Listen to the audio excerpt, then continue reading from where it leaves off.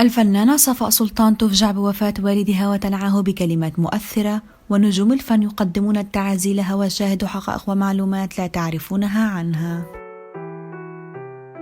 قبل مشاهدة الفيديو لا تنسوا الاشتراك في القناة وتفعيل زر الجرس ليصلكم كل جديد.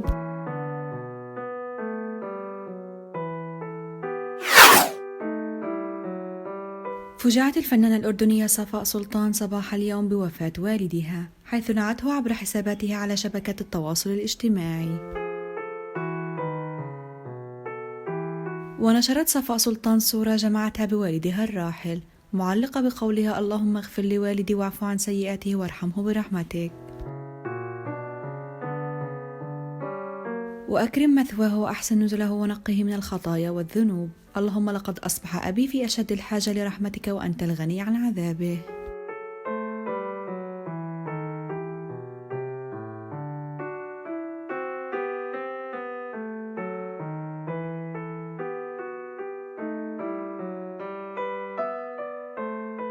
فاشمله برحمتك وقه عذابك. اللهم إن أبي قد بات في ذمتك وأصبح الآن في حبل جوارك، فنجه من فتنة القبر وقه من عذاب جهنم، واجعله من أهل الجنة والرحمة.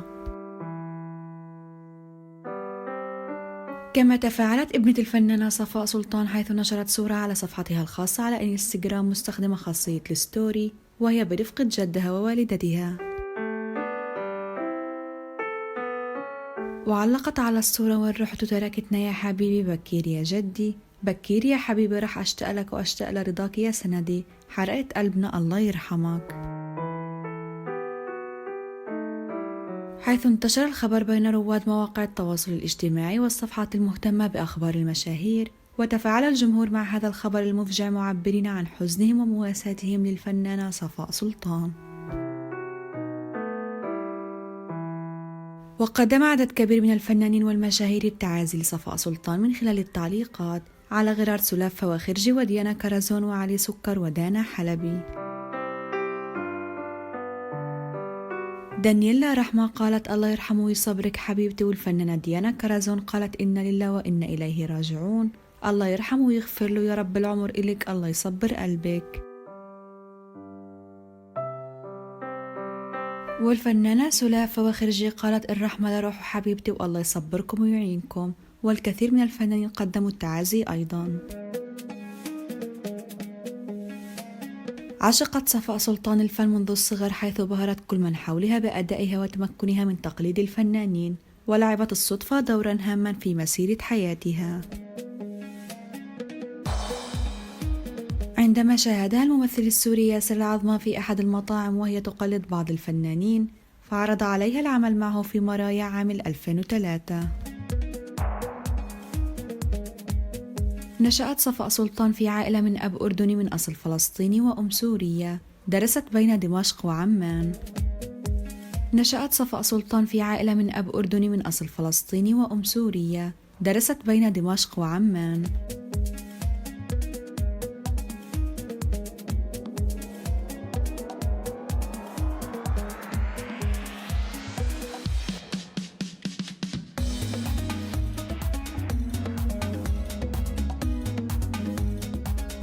وقد سافرت إلى الولايات المتحدة الأمريكية لدراسة طب الأسنان، ولكنها عادت بعد سنوات ولم تكمل دراستها.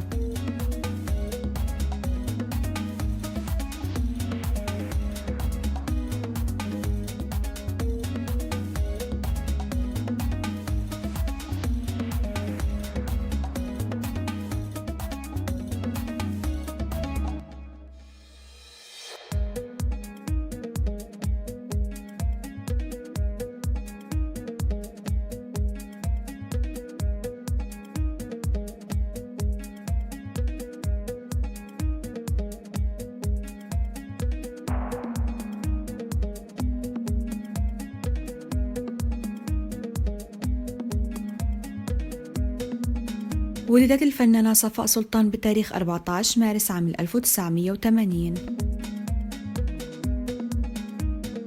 عمر الفنانة حتى الآن 42 سنة. ولدت الفنانة صفاء سلطان في عمان في الأردن. جنسيتها أردنية. سنوات نشاطها من 2003 حتى الآن. كانت بدايتها في مجال الفن أثناء مرحلة الطفولة من خلال مشاركتها في دبلجة فيلم وثائقي من اللغة الإنجليزية إلى اللغة العربية.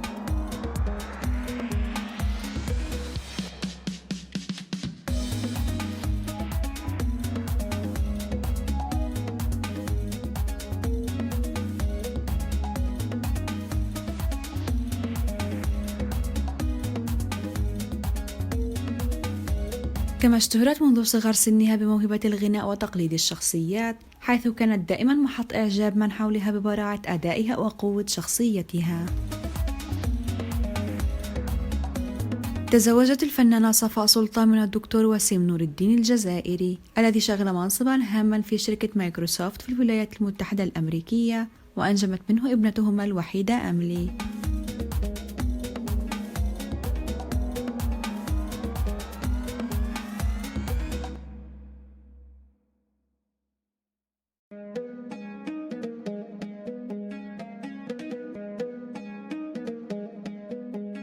شاركت صفاء سلطان فيما يقارب 100 عمل في سوريا ومصر والأردن والخليج، ونذكر أهم أعمالها عشنا وشفنا وحاجز الصمت ومرايا وكسر الخواطر وخالد بن الوليد.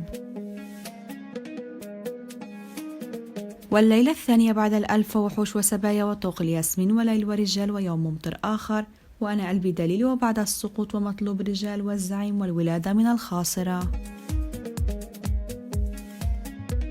وبنات العيلة وزمن البرغوث ورومانتيكا ودكتور أمراض نسا وعناقيد التوت وأوراق التوت وعلاقات خاصة والعراب عام 2015